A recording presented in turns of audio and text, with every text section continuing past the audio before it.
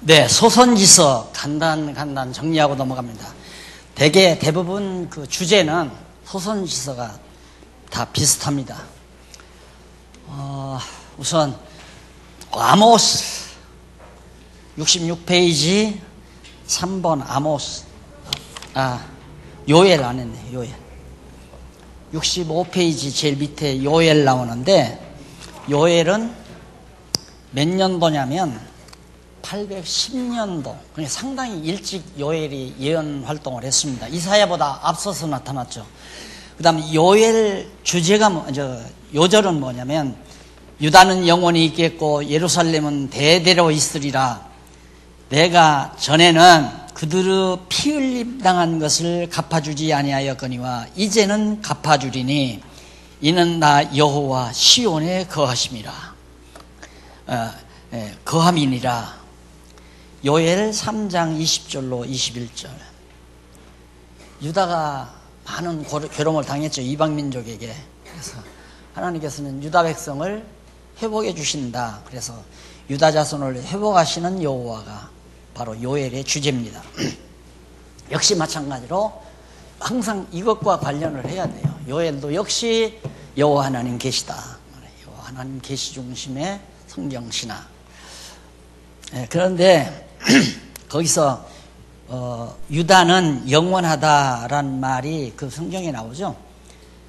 유다는 영원히 있겠고 했을 때, 그 영원히 있다는 말은 유다 왕국이라는 게 유다 자손에게서 다윗이 나오고, 다윗의 자손 예수가 나오고, 예수가 영원토록 이제 하나님의 나라를 주관하고 다스리시는 만왕의 왕으로 군림하지 않아요.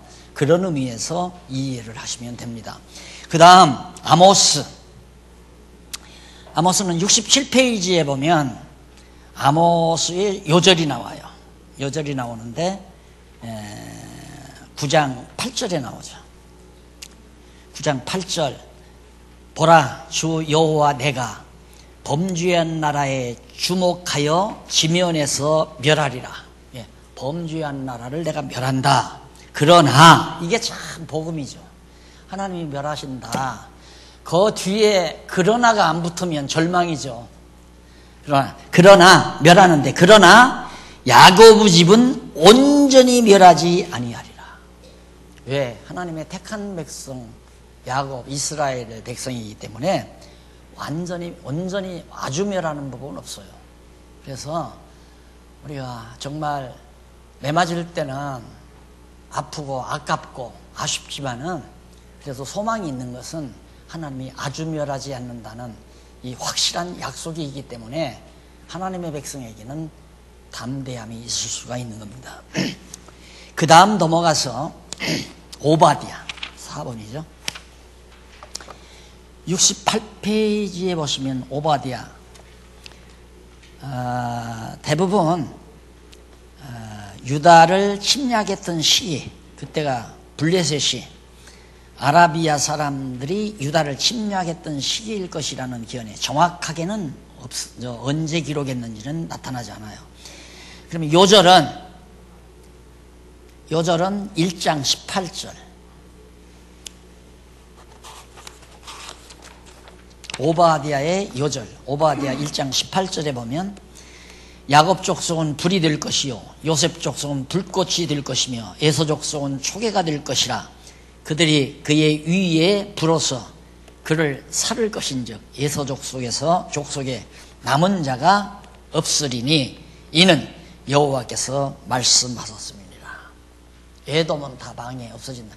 에서 족속이라는 게 에돔이거든요. 그러니까 야곱과 에서가 쌍둥이인데, 하나님께서 뱃속에 있을 때부터, 리브가의 뱃속에 있을 때부터 하나님이 야곱은 사랑하고 에서는 미워했다고 했잖아요. 그러니까 야곱은 활활 불꽃처럼 불꽃이 타오르도록 흥망하지만은 에서는 다 망한다. 나중에 에돔 족속이 다 망해버렸잖아요. 자, 그래서 역시 이 주제는 다윗 왕국을 회복하시는 여호와. 다윗 왕국. 절대 다윗 왕국은 아주 멸하지 아니한다. 그 다음 요나. 언제 기록했는가? 아수르에게 포로, 그게 북이스라엘 망할 무렵입니다. 북이스라엘. 587년이죠. 북이스라엘이 망할 때가 주전 587년. 그 시기에 이제 요나 선지자가 기록한 건데, 요절은 뭔가? 요절은 2장 4절에 나와요. 내가 말하기를 내가 주의 목전에서 쫓겨났을지라도 다시 주의 성전을 바라보겠나이다 하였나이다. 주제는 유다로 승리케 하시는 여호와. 요나가 아수르의 수도 니느웨에 가서 니느웨 성 망한다고 와서 전하라고 하나님께서 요나 선지자를 선제로 불렀잖아요. 그렇게 요나가 두려워가지고 그 강대한 나라 수도가 망한다고 와서 어떻게 그걸 전하나, 안전하려고 도망가다가 바다 큰 물고기 뱃속에 먹혀들었잖아요. 하나님께서 다시 살려가지고 겁이 나서 이제 요나 성에, 요나가 이제 니느웨 성에 갔죠. 가서 이 성 망한다, 이제 니느웨 성 망한다. 그런데 망한다고 하니까 그만 니느웨 성이 회개하고 다 자복하고 돌아왔잖아요. 그래서 하나님은 유다를 보호하시기 위해서 아수르가 이제 그 북이스라엘을 먹고 나서 남쪽 유다도 먹으려다가 아수르는 남쪽 유다 패망시키는 걸 포기하고 멸하지 않잖아요. 그래서 남쪽 유다는 나중에 바벨론이 와서 침범을 했죠. 그 다음 이제 넘어가서 요나 미가 이쪽에 나와요. 69페이지에. 기록연대는 북쪽 이스라엘이 아수르에게 멸망할 당하기 직전 유다 히스기야 왕 후기에 기록했을 거라는 얘기입니다. 그리고 요절은 5장 2절인데 베들레헴 에브라다야 너는 유다 족속 중에 작을지라도 이스라엘을 다스릴 자가 내게로 나올 것이라 그의 근본은 상고의 태초에이니라 는 말씀이 바로 주제입니다. 다시 말해서 유다로 승리케 하시는 여호와. 여기서 유다를 승리케 한다고 해도 되는데 내가 볼 땐 유다 민족으로 승리케 하신다는 말이 더 좋을 것 같아요. 유다를 갖다가 를자를 로로 고치면은 승리케 하시는 여호와. 그러니까 결국 베들레헴 에브라다야, 이게 이제 유다 땅이거든요. 베들레헴 에브라다가. 그럼 예수님께서 어디에서 탄생하셨는가? 베들레헴에서 탄생했잖아요. 그러니까 이 예언대로 그러니까 나움인가요? 네. 나움이 예언한 대로 예수님께서 베들레헴에 출생했는데, 이 베들레헴에서 출생한 이 예수 그리스도가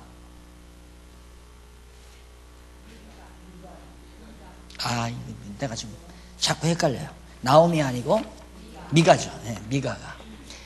그래서 네게서 내게로 나올 것이라 그의 근본, 그러니까 베들레헴에서 출생하신 예수님의 근본이 뭐냐? 상고의 태초이니라. 그러니까 영원 전부터 계셨던 분이다. 그분이 인간의 몸을 입고 베들레헴 에브라다에 출생하게 된다. 미가가 예언한 대로 예수님이 베들레헴에 가서 베들레헴 말고에 출생했잖아요. 따라서 예수는 그리스도라는 얘기죠. 유다를 승리케 하시는 여호와.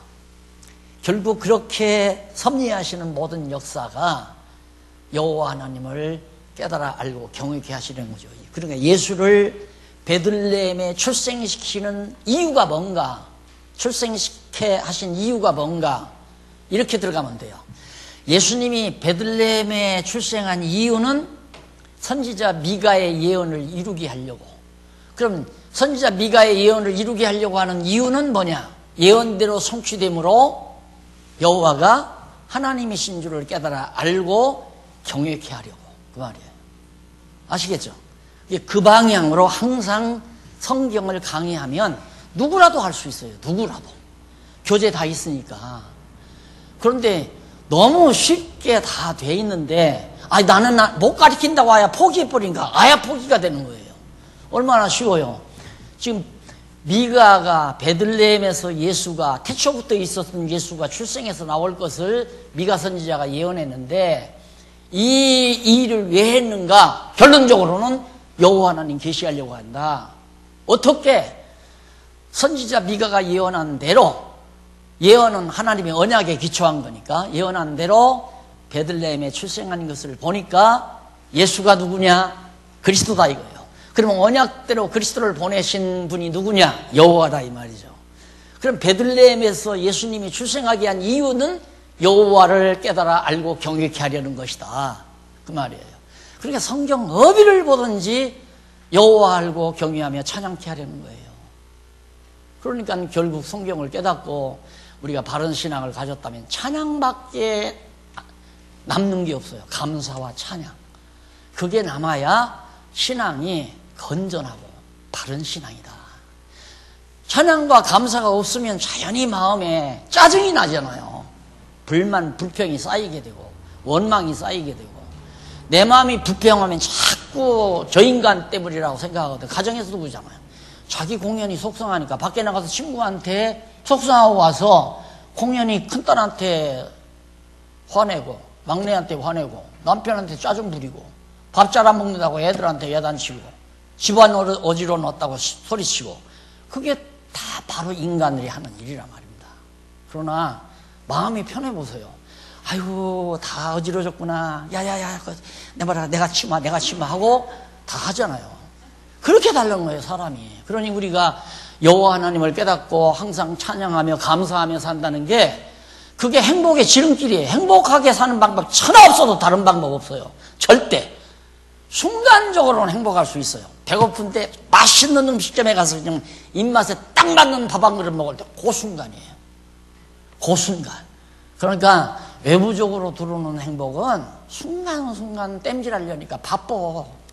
어떻게 하면 즐거울까? 이거 하면 즐거울까? 저거 몇 번 하게 하면 실증나고 이거 하면 참 재밌더라 해서 몇 번 다니면 실증나. 그러나 또 이제 설교하려고 한다 잘못하면 여호와 하나님 깨닫고 경외하며 마음속에 감사와 찬양이 늘 찾아 있으면 영원히 행복해요. 그냥 영원히 행복해요. 미가 그 다음 하박국 나움 70페이지 다음 나오죠. 요절 2장 2절 여호와께서 야고보 영광을 회복하시되 이스라엘의 영광 갖게 하시니 이는 약탈자들이 약탈하였고 또 그 포도나무 가지를 없이 하였습니다. 그러니까 이방 민족들이 와서 전부 유다 백성을 가나안 땅 하나님 이스라엘 백성 나라를 전부 다 정복하고 회파시키고 다 성을 헐어버리고 그랬다 할지라도 하나님께서 다시 회복시켜 주겠다 그 말이에요. 어떻게 해서 대적들을 전부 진멸시켜가지고 원수가 갚아준다 이거죠. 그래서 대적을 보수하시는 여호와 하나님께서 원수들을 다 망하게 해서 여러분 애들이 예를 들어서 친구들하고 놀다가 싸웠어요. 근데 내 아이가 맞고 징징 울어요. 그때 엄마가 딱 나타났어. 엄마나 형이 딱 나타나. 너 왜 울어? 제가 때렸어. 너 이놈아 왜 때렸어? 하고 난리치면 잘못했어요. 그러면 맞고 울던 아이가 얼마나 통쾌하겠어요. 이스라엘 민족을 그렇게 해주겠다 이거예요. 그렇게 해서 여호와 하나님 찬양하고 감사하고 살도록 그렇게 해주겠다. 그러니까 억울한 일을 당해도 조금만 참아요. 억울한 일을 당해도 조금만 참으면 된다 이 말입니다. 왜? 하나님께서 원수 갚아주니까. 그 다음 나움 했죠. 그 다음 하박국 8번입니다. 기자미 기록 연대 바로 6세기입니다. 7세기? 6세기에서 7세기 사이에 하박국. 이게 이제 나오는데 그 요절은 넘어가서 72페이지 주께서 주의 백성을 구원하시려고 기름 받은 자를 구원하시려고 나오사 그러니까 주의 백성을 구원하시고 기름 받은 자를 구원하시려고 나오사 악인의 진머리를 치시며 대적들의 집에 머리를 치시며 그 기초를 끝까지 드러내시려고 나오사 드러내선나이다. 3장 13절에 나오죠. 대적을 보수하시는, 원수를 갚아주시는 여호와. 억울한 일 참 많죠. 세상 살다 보면 권력이 없어서 당하는 일도 있고 힘이 약해서 당하는 일도 있고, 이 세상 사는 동안 억울한 일 한두 가지가 아니잖아요. 애매하게 고통당하는 수도 있고, 그걸 참을 수 있는 건 이분이 계시니까. 알았죠? 원수를 갚아주시는 여호와 하나님 살아계시다는 게 확실히 믿어만 지면 1년도 참고 3년도 참고 10년도 참고, 언제까지? 예수님 오시는 날까지 참아요. 이 세상에 아무리 올바른 교회를 하려고 노력해도 거짓 교회가 득세해가지고 순수하게 하려는 교회를 덮친다 하더라도 언제까지 참으면 돼요? 주님 오시는 날까지 참으면 결국은 순수한 교회가 승리하게 돼 있다 이거예요. 이 땅에서 쇼부하면 안 돼요. 이 땅에는 어둠이 짙은 세상이니까 어두운 자들이 더 강해요. 그래서 예수님이 넓은 길 가지 말라고 그랬잖아요. 좁은 길로 가라. 넓은 길 가지 말고 좁은 길로 가라. 이 세상에서 성공하려면 넓은 길 가야 돼요. 넓은 길. 나도 인간적으로 성공하려면 넓은 길 가야죠. 나도 뭐 일찍이 총신 나왔으니까 총신 동창들 많잖아요. 그때만 해도 한 200명이 넘네, 동창이. 지금 바로 연락하면 바로 그냥 친구 다 되잖아요. 근데 신앙적으로 적지가 않으니까. 그래서 고독하고 외로워도 바르게 성경대로 해보고 싶은 열망 때문에, 그런 소원을 주셨기 때문에 넓은 길보다는 좁은 길이라 할지라도. 그래서 내가 처음 교회를 시작하면서 아마 들으신 분은 들었을 거예요. 나는 넓은 바닷물보다도, 큰 호수물보다도 저 산 위에 있는 작은 옹달샘을 더 좋아한다. 그게 내 교회를 해나가는 방향의 목표였어요. 작아도 깨끗하게, 작아도 순수하게, 작아도 성경대로. 그게 바로 좁은 길을 가는 길 아니에요. 그래서 여기도 정말 이스라엘 백성들을 가나안 땅 거기다가 해놓으니까 뭐 주변에 이방 열방들이 얼마나 늘 쳐들어와요. 억울하게 많이 망하고 당하고 사로잡혀가고 내버려 두지 않아요, 하나님께서. 때가 되니까 대적들을 다 쳐서 멸하고 원수 갚아주고 회복해 준다. 대적을 보수하시는 여호와. 학계 10번째입니다. 언제냐? 다리오 왕 때죠. 다리오 왕 2년에. 스바냐? 스바냐 하셨나? 네. 9번 스바냐. 역시 아몬의 아들 유다 왕 요시야 시대에 이제 활동을 했으니까 그 시대에 기록을 했는데, 요절은 뭔가 내가 그때에 너희를 이끌고 그때에 너희를 모을지라, 다시 회복시켜 주겠다 이 말이에요. 다 흩어진 너희들을 내가 너희 목전에서 너희 사로잡힘을 돌이킬 때에 너희로 천하 만민 중에서 명성과 칭찬을 받게 하리라. 3장 20절 나와요. 주제는 뭐냐? 대적을 보수하시는 여호와.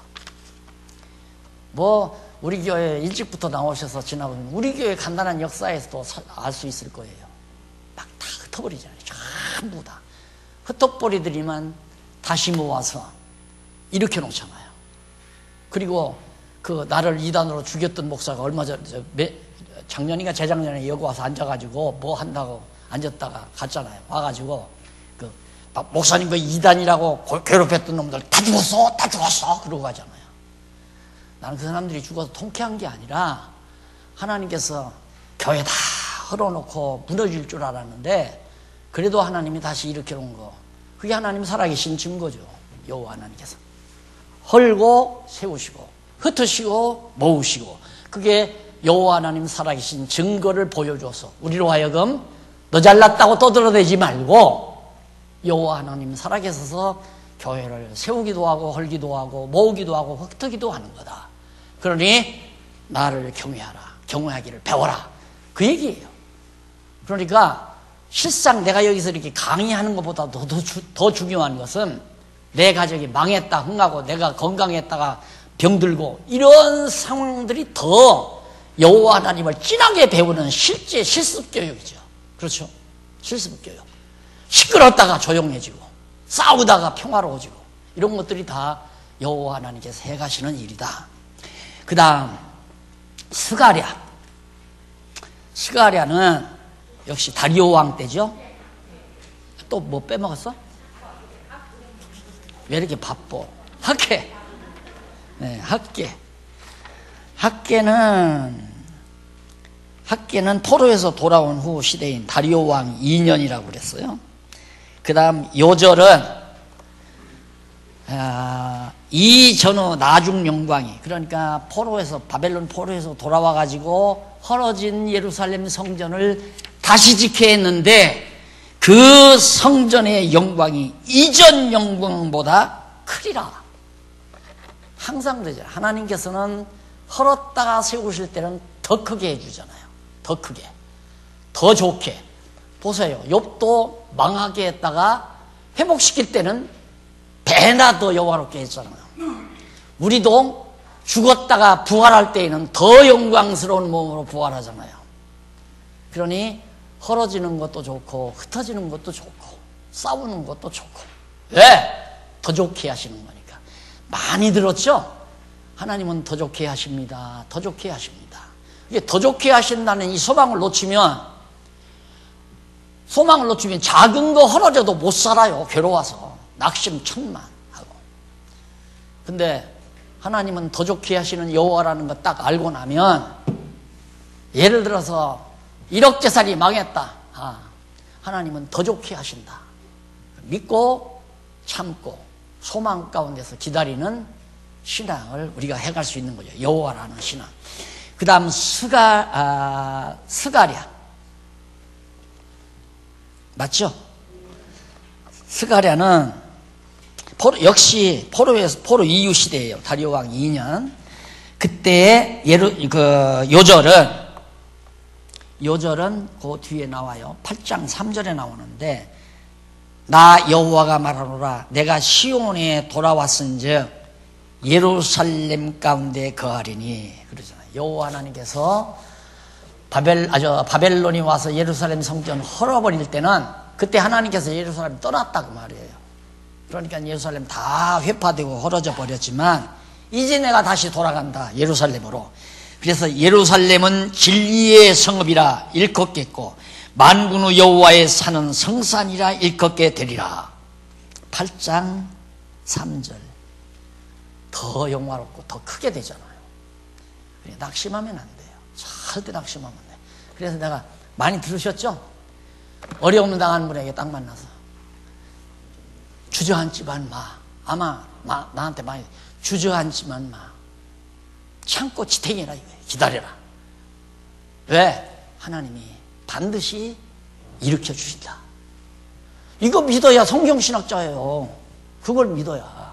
그거 안 믿어지면 성경신학자가 아니야. 공부 하나 많아. 예? 말라기. 이것은 주전 400년경이에요. 그러니까 예수님 모시기 전 400년경에 말라기 선지자가 예언했는데, 요절은 그때 유다와 예루살렘의 헌물이 옛날과 고대와 같이 나 여호와께 기쁨이 되려니와 내가 심판하려 너희에게 임할 것이라. 3장 4절 나옵니다. 이는 제사를 회복하시는 여호와. 그러니까 성전도 회복하고 예루살렘 성전도 회복해서 하나님께서 다시 여호와 하나님이 예루살렘으로 돌아오시고, 그리고 백성들이 드리는 제사를 하나님이 기쁨으로 연락하시는 제사도 회복시켜 주시는 여호와임을. 그러니까 모두가 다 누가? 이분이 하신다는 얘기예요. 결국은 이분이 통치하신다. 다 모두가 망하게도 하고 흥하게도 하고 흩어지기도 하고 모으기도 하고 뽑기도 하고 심기도 하고 세우기도 하고 헐기도 하고. 자, 이렇게 해서 구약 성경, 구약은 하나님이 여호와이시다. 하나님이 여호와이시다라는 게 구약 전체의 주제라고 그랬죠. 그 다음 이제 우리 신약 서론 들어갑니다. 신약 서론에 보면 복음서 및 사도행전이 나오는데, 왜 이걸 둘로 묶었느냐면 일반적으로 이게 신약사예요. 신약사. 복음서는 예수님의 역사고 사도행전은 사도들의 역사라 해서 신약사라고 이렇게 보통 신약사를 그 속에서 묶거든요. 그래서 이제 마태, 마가, 누가, 요한 그리고 이제 사도행전까지를 여러분들에게 말씀드렸는데 여기 기록을 했는데 마태복음은 마태가 기록을 했죠. 그래서 마태복음인데 주 70년경에 예루살렘이 멸망하기 전에 기록을 했어요. 그러니까 마태복음 24장에 예루살렘 멸망할 것을 예언하는 내용만 나오지 주후 70년에 예루살렘 망하는 것이 안 나오잖아요. 그러니까 70년 전에 기록을 했다. 그때가 62년경이라고 그러죠. 요절은 아브라함과 다윗의 자손 예수 그리스도의 세계라. 마태복음 1장 1절입니다. 이게 참 대단한 거죠. 마태복음의 요절이면서도 신약성경 전체의 요절이라고 해도 과언이 아닐 정도예요. 그만큼 아브라함과 다윗의 자손 예수 그리스도의 세계라. 그걸 입증하려는 것이 이제 마태복음이니까 다윗의 자손이라는 걸 입증하려는 아브라함과 다윗의 자손. 왜? 구약 언약대로 오신 예수라는 걸 증거하려니까. 이 구약에서 언약하신 대로 오신 예수라는 사실을 증거하려니까 아브라함과 다윗의 자손 예수 그리스도의 세계라 이렇게 쓴 거라 이 말이에요. 사실 이 성구 하나 때문에 지금 여러분들이 공부하는 성경신학이 타동하는 초점이 된 겁니다. 성경 전체가 확 눈에 들어오는 하나의 힘을 줬으니까. 마태복음 1장 1절이 와, 이거 신구약 성경이 완전히 관통됐구나. 여기에서 이제 착안을 해가지고 하나하나 봐나가니까 마구열. 그러니까 여기 볼 때 여기가 창세기가 보이더라니까요. 마태복음을 연구하는데 창세기가 보여요. 그래서 이제 공부해 보시면 알지만은 자, 마태복음 바로 요절까지 말씀드렸죠. 직임으로 증거된 그리스도 메시아라는 얘기입니다. 직임으로. 그러니까 예수께서 구약에서 그리스도 보낸다고 했는데 그리스도의 직임을 중심으로 해서 증거한 것이 마태복음이다. 그래서 그리스도 직임이 왕, 선지자, 왕, 제사장 세 가지라고 그랬죠. 그걸 중심해서 이제 이렇게 자, 여러분들도 가르칠 수 있잖아요. 이제 동생들도 가르치고 가정에서 목사님들 공부한 목사님들 보니까 미국에 있든 카나다에 있든 호주에 있든 지금 목사님들이 자기 가족들 가르치라고 정신이 없어요. 자기 가족들에게 가르쳐 주느라고. 그 다음 마가복음은 베드로의 제자인데 사도 바울과 함께 전도하러 다니기도 했죠. 그런데 기록 연대는 마태복음보다 몇 년 후 67년입니다. 이때도 역시 예루살렘 멸망하기 전이에요. 예루살렘 성이 망하지 않은 때. 요절은 이는 제자들을 가르치시며 또 인자가 사람들의 손에 넘기워 죽임을 당하고 죽은 지 3일 만에 살아나리라는 것을 말씀하시던 연고더라. 9장 31절입니다.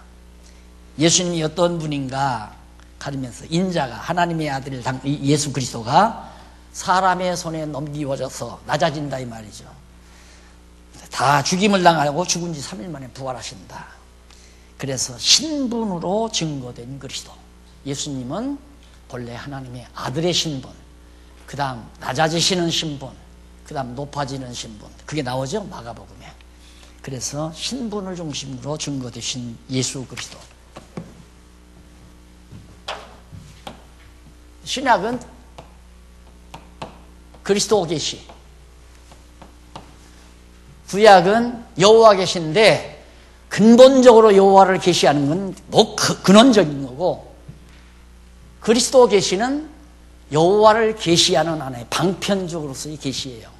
그러니까 예수가 그리스도이심을 계시하는 이유는 여호와께서 언약대로 그대로 그리스도를 보냈다는 사실을 입증해서 여호와라는 사실을 깨달아 알게 하려는 거라 이 말이에요.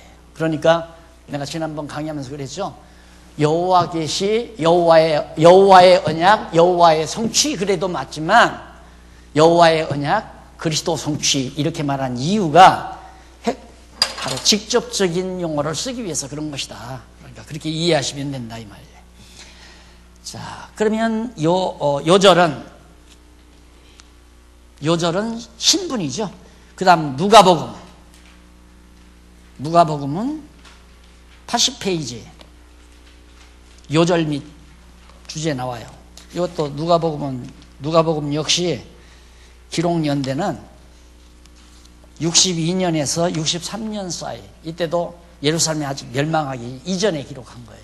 이게 복음서가 다 멸망 이전에 기록됐는데 요한복음만 멸망 후에, 지금 요한복음 보시면 알겠지만, 그래서 요절은 오늘날 다윗의 동네에 너희를 위하여 구주가 나섰으니 그리스도 주시니라.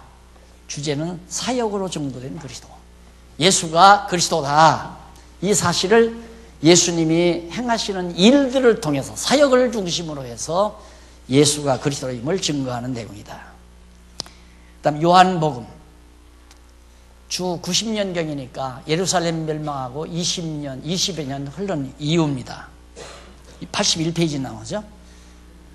요절은 내가 아버지께로 나와서 세상에 왔고 다시 세상을 떠나 아버지께로 가노라 하시니 16장 28절이죠.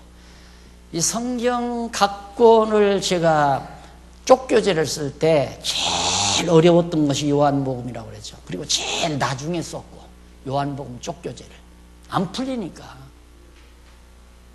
그런데 그렇게 아마 이것 때문에 2, 3년 내가 못 썼을 거예요. 쪽교재를 안 풀리니까. 그래서 요한복음은 나는 못 쓸 줄 알았어요. 그런데 어느 날 요한복음을 또 보다 보니까 이 구절이 딱 나오는 거예요. 내가 아버지께로 나와서 아버지께로 세상에 왔고 다시 세상을 떠나 아버지께로 가노라. 하하. 요한복음은 하나님 아버지께로부터 왔다가 하나님 아버지께로 돌아가시는 예수님의 신성을 바로 중심으로 해서 그리스도라는 사실을 증거하는구나. 그렇게 딱 하니까 쫙 풀려버리잖아요. 요한복음 전체가 그냥 깔끔하게 정리가 돼버려요. 얼마나 통쾌했는지. 그래서 내가 그런 생각을 해서, 야, 하나님께서 너 잘난 거 아니다 임마. 너 못했지. 2년 동안 3년 동안 너 못했잖아. 하나님께서 정말 이런 말씀을 눈에 띄워졌기 때문에 요한복음이 보인 거죠. 그래서 요한복음은 예수의 신성을 중심으로, 그래서 신성으로 증거된 그리스도, 예수의 신성을 보면 예수가 그리스도라는 것이 증거된다. 그 다음에 이제 사도행전으로 넘어가요. 사도행전에 보면 언제 썼냐면 누가가 보통 대부분 그럽니다. 누가가 주 60년경 일찍이에요. 복음서들보다 대부분 앞서서 기록을 됐어요. 60년 전후라는 것이 일반적인 학자들의 일반적 견해입니다. 그런데 요절은 오직 성령이 너희에게 임하시면 너희가 권능을 받고 예루살렘과 온 유다와 사마리아와 땅 끝까지 이르러 내 증인이 되리라 하시니라. 사도행전 1장 8절이죠. 자, 이것도 참 너무너무 놀라웠죠. 이 성경 구절에 의해서 사도행전이 쫙 정리가 된다는 게, 이것은 예수님께서 아직 승천하기 전에 하신 말씀 아니에요.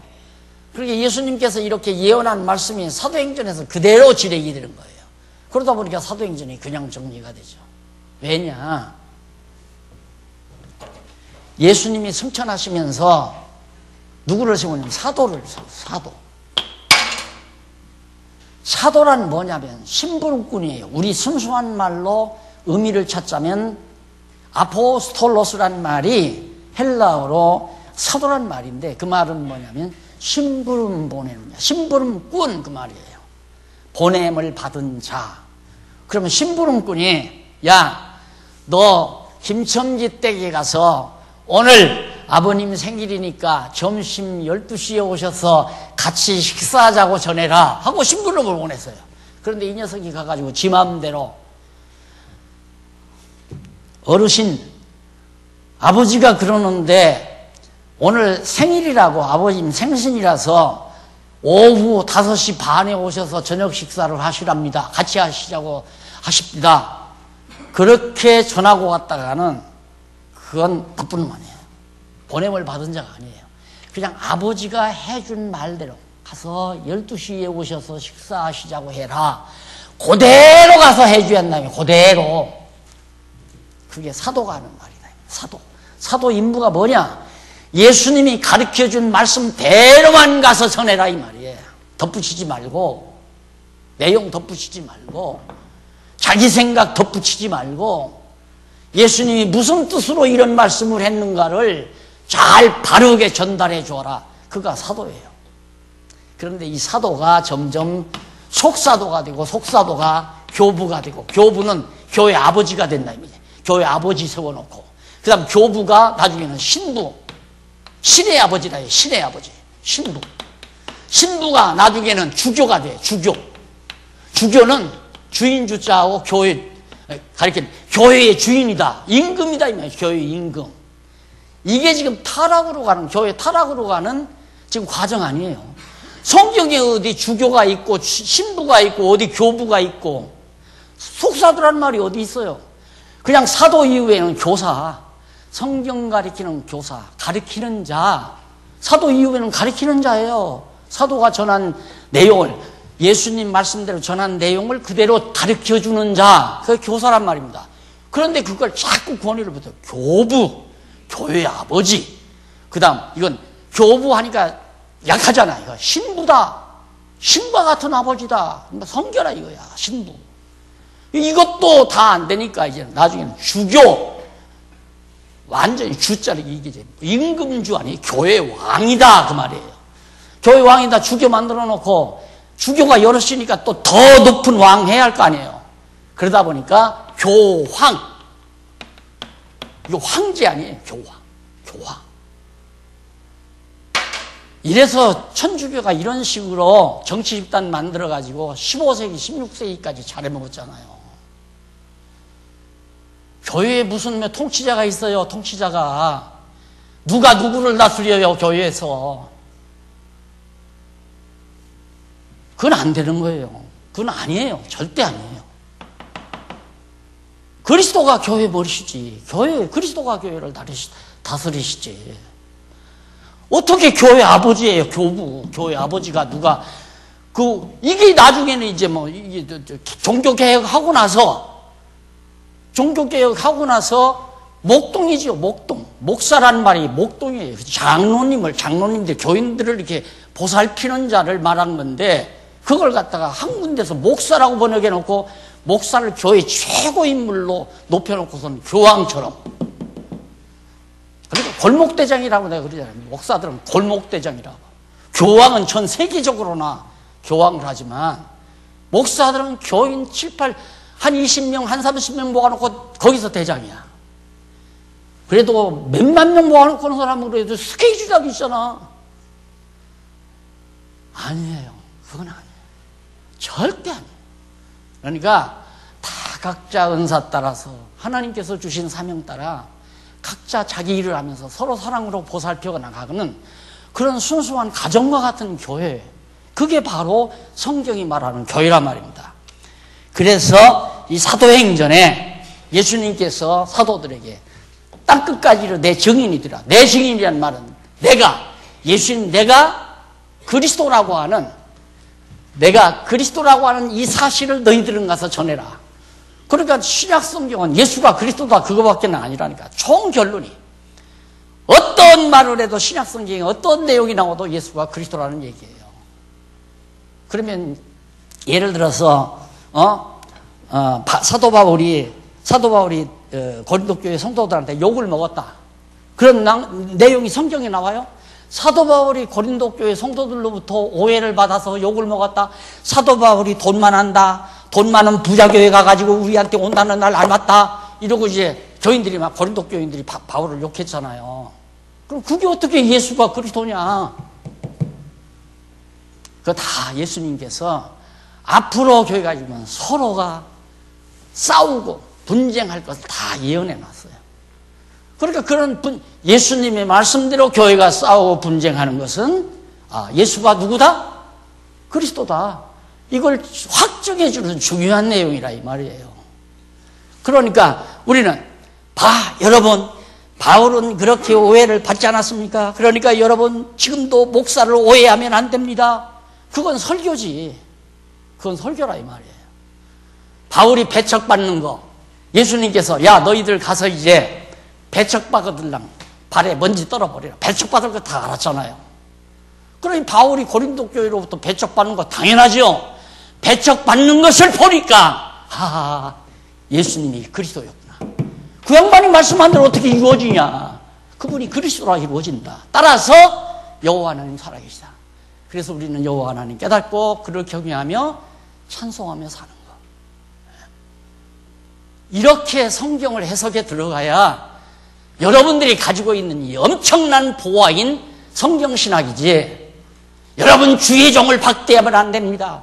주의 종을 받들어 섬겨야 됩니다. 바울은 그렇게 애매하게 고난을 당했습니다. 그리고 설교로, 그건 설교죠. 당해야 돼요.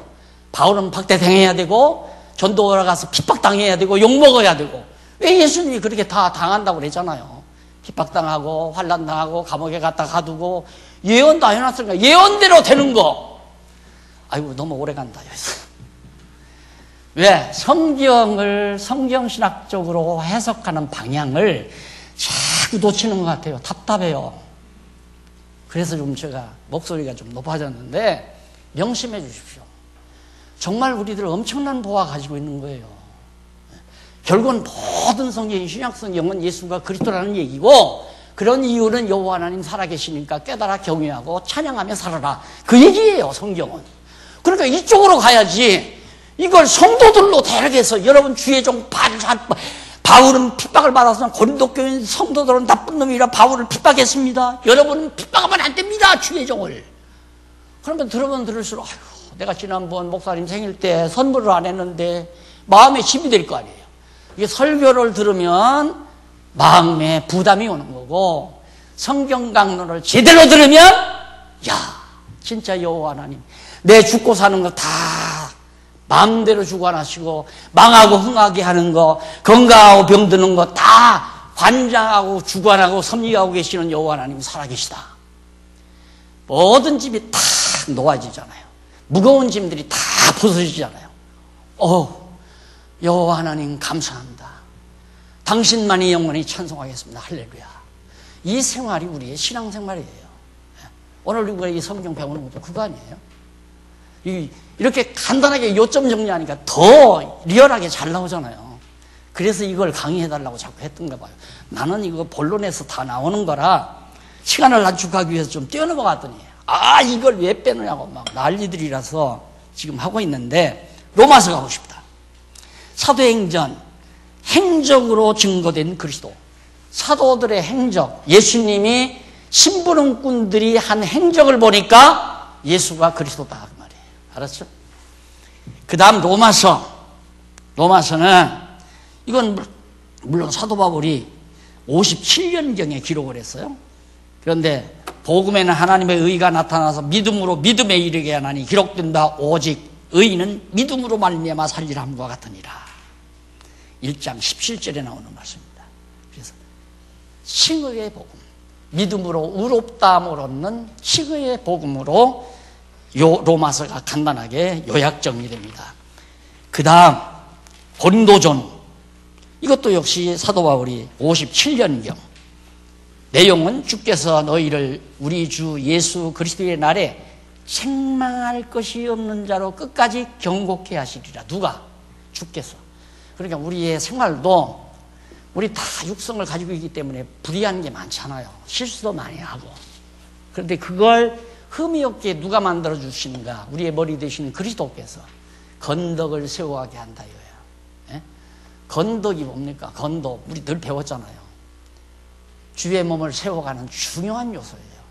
교회를 세워가는, 서로가 건덕을 세워야. 예를 들면 저기 우리 유장로님 앉아 계신데 유장로 이리 나와. 이렇게 하면 교회 물러나는 거예요. 왜? 사랑이 아니야. 사랑하는 마음은 무례히 행치 않는 거예요. 유장로님 잠깐 나오실 수 있겠어요? 이래야 건덕이 세워지지. 내가 목사라고 유장도 좀 이리 나와. 이건 건덕이 무너지는 거죠. 왜? 무례히 행하니까. 자기 손윗 사람을 막 욕하고 헐뜯고 비난하고 그 무례한 일이죠. 그러면 교회 망하는 거예요. 그게 건덕의 복음이라고 그래요. 고린도전서가. 그것도 누가? 머리 대신 주께서. 그러니까 설령 누가 무례하게 욕을 하더라도 머리 대신 주께서 저분을 통해서 욕하게 하는구나. 그게 다윗왕이, 죄송합니다. 다윗왕에 비해서. 다윗왕이 가는데 신하 하나가 다윗왕이 이제 패배해서 도망치니까 비난했잖아요. 욕하고 비난했어요. 그러니까 힘들어지면 욕하고 비난하고 권력 갖고 있으면 아첨하고 그게 무례히 행하는 거 아니냐 이거예요. 어른들 다 힘들어졌다고 옛날 교회 세우면서 땀 흘리고 애쓰고 수고한 어른들 우습게 보는 거 다 무례하게 행하는 거죠. 그걸 누가 하는가? 그분이 하는 게 아니에요. 머리 드신 주께서 젊은 사람들에게 그런 마음을 주어서 하게 하는 거란 말입니다. 왜? 교회가 분쟁이 일고 시끄러워야 예수님이 하신 말씀이 이루어지니까. 그래야 예수가 그리스도라는 게 입증이 되고, 그래서 여호와 하나님 살아계시다는 것도 알고, 그러니까 미움을 받든 오해를 받든 참고 기다리는 것이 여호와 하나님 경외하는 올바른 자태다. 갈라디아서, 물론 바울이 56년에 기록한 거죠. 내가 하나님의 은혜를 피하지 아니하노니 만일 의롭게 되는 것이 율법으로 말미암으면 그리스도께서 헛되이 죽으셨다. 뭡니까? 주제, 은혜의 복음. 완전 은혜예요. 내가 건덕을 세우며 사는 것도, 어른에게 예의를 갖추는 것도 자기의 행위가 아니에요. 하나님께서 어른에 대해서 존경할 마음을 주어야 예의를 갖추지, 어른 무시할 마음을 주면 예의 안 갖추죠. 자기 연배 어른에게 함부로 구하고, 함부로 하고, 말 놓고, 이런 것도 다 무례히 행하는 거 아니에요. 사랑하지 않으니까 그런 거거든요. 근데 그게 그 사람이 나빠서 그런 게 아니라고요. 머리 대신 그리스도께서 교회를 혼란하게 만들기 위해 그런 사람에게 무시할 마음을 주어가지고 무례히 행하게 하는 거지. 그래야 교회에 여러 가지 분쟁이 일어나요. 고린도 교회 분쟁 바로가 아니에요. 성령께서 머리 대신 그리스도께서 분쟁을 일으키게 하는 거지 사람이 일으키는 게 아니에요. 그래야 예수님의 예언이 이루어지니까 너희는 앞으로 이제 너희를 욕하고 핍박하고 너희를 잡아다 감옥에 가두기도 하고 그런 일 다 예수님이 예언했잖아요. 예언대로 돼야 정말 예수님이 그리스도로구나. 거듭 내가 반복합니다. 그래서 여호와 하나님이 살아계시다는 깨닫고 경외하며 그를 찬양하고 산다. 자, 그 다음 에베소, 빌립보 간단하게 하십시다. 빌립보서는 60 맞죠? 에베소서? 에베소서. 지금 우리가 성경신학을 배워도 이 교회론에 대해서 지금 상당히 차이가 많습니다. 교회론. 교회가 무엇인가? 에베소서에 있는 그대로만 믿으시면 돼요. 교회란. 자꾸 교회를 옛날 전통적인 막 총회가 있고 노회가 있고 당회가 있는 게 교회인 줄 안다 이 말이에요. 그거 다 인간들이 만들어 놓은 거라니까. 성경이 말하는 교회는 에베소서예요. 에베소서. 그래서 이 에베소서는 교회 진리다. 교회의 진리. 그래서 너희는 여기 나오잖아요. 요절. 너희는 이게 사도 바울이 62년경에 썼는데 너희는 사도들과 선지자들을 더 위에 세우심을 입은 자라. 그리스도 예수께서 집 모퉁이 돌이 되셨느니라. 2장 20절. 교회란 뭐냐? 사도와 그 다음 사도들이 전한 말씀을 듣고 가서 예언을 해요. 선지자들이 이걸 또 전한다 이 말입니다. 그러니까 사도 다음에는 선지자라고 해야 돼. 따지고 보면 미리 사도들이 전한 소식을 먼저 알고 가서 알려주는 자, 그게 선지자죠. 선지자라는 게 무슨 계시받아서 전하는 자가 아니라 사도들에게 들은 자가 먼저 알았을 거 아니에요. 여러분들도 성경신학 나한테 먼저 들었잖아요. 선지자죠. 다른 데 가서 얘기하면 당신 어떻게 그걸 알았느냐. 그 사도들과 선지자들이 전한 예수가 그리스도라고 하는 이 진리 터 위에 꼿꼿하게 신앙적으로 서진 것이 교회다 이 말이에요. 그 신앙 간직한 것이 바로 교회다. 그렇게 에베소서에 있는 그대로의 모습대로 교회를 생각을 해야지, 옛날 수백 년 동안 이렇게 걸어온 전통적인 인간들이 조작해서 만들어 놓은 조작품 교회를 머릿속에 그냥 안고 있으면 되겠느냐 이 말이에요. 안 되는 거죠. 물론 하나님께서 그렇게 하게 하시면 할 수밖에 없는 거지만 아닌 건 아니다 이 말이에요. 그래서 말씀이며 주제는 교회의 진리. 에베소서란 뭐냐? 교회에 대한 진리예요. 여기는 원리도 있고 방법도 다 있어요. 전부가 다 있어요. 그 이유에 다 보면. 그러면 적어도 집사를 할 수 있는 자격까지 일일이 하나. 자녀들을 다 그리스도 안에서 잘 순종케 한자. 권사도 마찬가지고 장로도. 그렇게 세심하게 방법이 다 나와 있다 이 말이에요. 교회에 대한 원리만이 아니라 방법까지 다 나와 있어요. 그러니까 그대로만 하면 돼요. 그러니까 교회 법이라고 하는 것은, 우리 교회 정관이라고 하는 것은 적어도 에베소, 빌립보, 골로새 거기서부터 따져도 되지만 더 조금 축소한다면 디모데전후, 디도, 빌레몬 거기 보면 다 나와 있어요. 자세하게 방법까지 다 나와 있어요. 세우는 방법, 자격, 뭐를 해야 되는지 임무 그런 것까지 다 나와 있어요. 그 다음 더 모를 게 뭐 있어요. 이제 공부해 보시면 알지만. 그런데 인간들이 자기 입맛에 맞게 뭐 다 조작을 해서 교회를 만들어 놓는다면 그 사설교회지, 자기 개인을 위한 교회지 주님의 몸 된 교회가 아니잖아요. 그 다음 빌립보서 주후 63년에 기록한 겁니다. 주 63년. 그래서 본서의 요절은 오직 너희는 그리스도 복음에 합당하게 생활하라. 그리스도 복음에 합당하게. 예수가 그리스도라고 전한 이 복음에 합당하게 생활하라는 말은, 예수가 그리스도라는 말은 그리스도가 머리라 그 말이에요. 교회 머리다. 그분의 뜻에 합당하게 생활하는 것이 바로 빌립보서에서 말하는. 그러니까 교회 진리를 잘 깨닫게 되면 생활이 나와요. 아, 내 마음대로 살면 안 되겠구나. 내 머리가 되신 그리스도의 뜻대로 내가 움직이고 생활해야 되겠구나. 그래서 생활이 나오는 거 아니에요. 그 다음 데살로니가 후서, 전후서. 이거 사도 바울이 53년경 기록했는데. 예? 골로새. 골로새 62년경이에요. 요절은 그러므로 너희가 그리스도 예수를 주로 받았으니, 여기 신부를 주교로 받는 게 아니고 목사를 교회 주인으로 받는 것이 아니라 예수 그리스도를 우리의 왕으로 받았다 이 말이에요. 우리가 임금주자니 임금으로 받았으니, 어떻게 주로 받았으니 그 안에서 행하되, 그리스도의 통치 안에서 행하라 이 말이에요. 그 안에 뿌리를 박으며 세움을 입어 교훈을 받은 대로 믿음에 굳게 서서 감사함을 넘치게 하라. 요절입니다. 그래서 주제는 굳은 믿음의 생활. 견고한 믿음의 생활은 예수 그리스도를 머리로 받는 사람이 견고한 생활이에요. 네, 견고하지 못하면 목사 바뀔 때마다 신앙이 다 흔들려. 목사 바뀔 때마다. 안 그래요?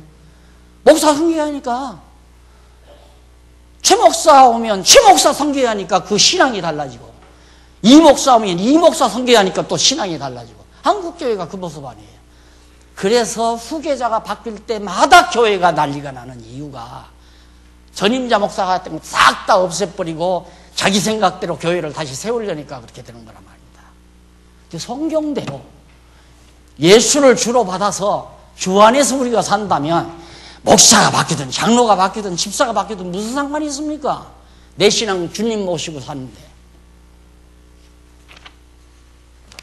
데살로니가 역시 53년. 생활 간단합니다. 항상 기뻐하라. 밥 먹을 때만 기뻐하고 춤출 때만 기뻐하고, 그게 항상 기뻐하라. 그 다음 쉬지 말고 기도하라. 늘 언제라도 하나님의 선하신 뜻을 간구하며 살아라.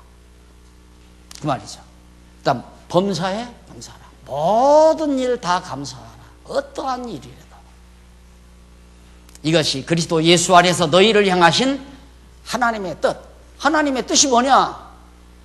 불평불만하지 말고 감사하고 기뻐하고 항상 하나님의 뜻 구하고 자기 뜻 구하지 말고 자기 생각대로 뭔가 이루어지기를 소망하지 말고 하나님의 뜻대로 이루어지기를 바라는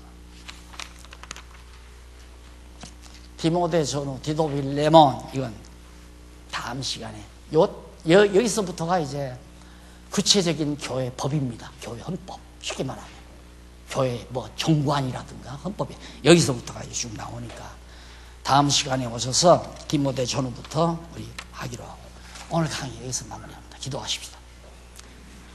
자비하신 아버지 하나님 은혜를 감사합니다. 오늘 또 저희 불러주시고 하나님의 말씀으로 우리의 모든 잡다한 생각들을 정리하고 그 말씀 앞에 한마음 한뜻 되도록 역사하신 하나님의 사랑을 감사합니다.